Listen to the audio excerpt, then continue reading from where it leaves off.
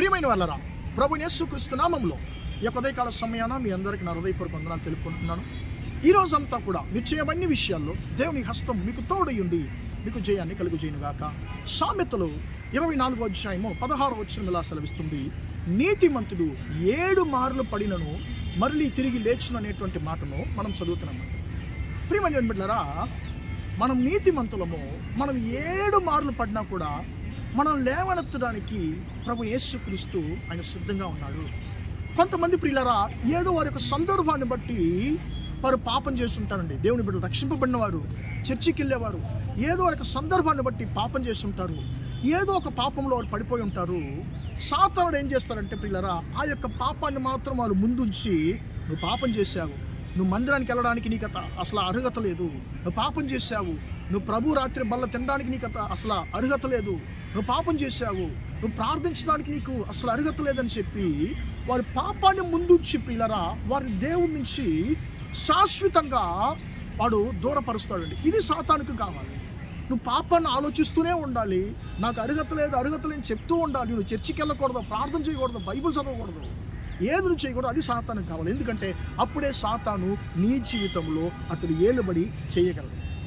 ప్రియమైన బిడ్డలారా, ఒకవేళ మీరు అలాంటి సందర్భంలో ఉన్నట్లయితే, నేను పాపం చేశాను, నాకు ఏ అర్హత లేదు, నేను స్థిరం లేని ఒక జీవితం నాలో ఉంది, అప్పుడప్పుడు నేను పాపంలో పడిపోతున్నాను, ఇది నాకు చాలా వీక్నెస్గా ఉంది, ఇదే నా బలహీనత బ్రదర్ అని చెప్పి మీరంటే ప్రియులరా, ఈ యొక్క ఉదయకాల సమయాన యేసయ్య మీతో అంటున్నాడు, స్థిరం లేని నిన్ను స్థిరపరచడానికి, పాపంలో పడిపోయిన నిన్ను మళ్ళీ తిరిగి లేవనెత్తడానికి నేను కల్వరి సిలువలో నా రక్తాన్ని నీ కోసం నేను కార్చాను.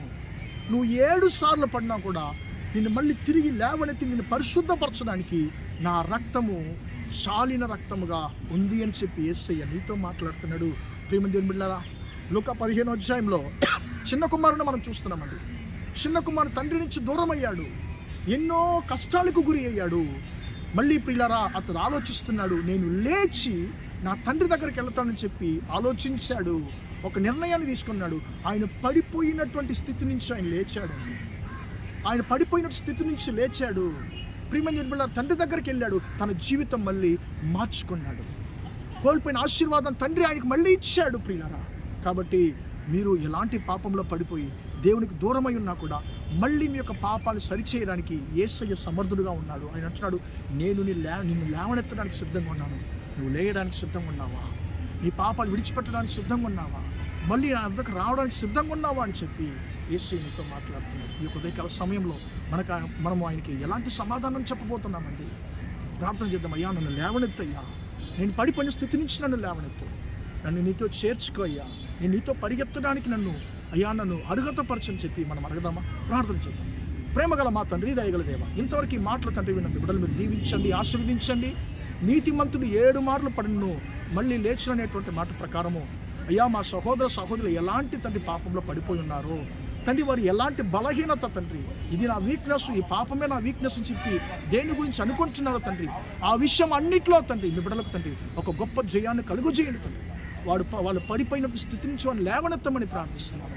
అయా, స్తోత్రం యేసయ్య నామములో తండ్రి వారి యొక్క పాపాలన్నిటి కూడా తండ్రి వారు జయించి లేవనెత్తడానికి కృప దయచేయమని ఈ రోజంతా కూడా మా సహోదరు చేసే అన్ని విషయాల్లో మీ హస్తము తోడుండి వారిని ఆశీర్వదించమని యేసయ్య నామములో ప్రార్థించి అడిగి వేడుకుంటున్నాను తండ్రి.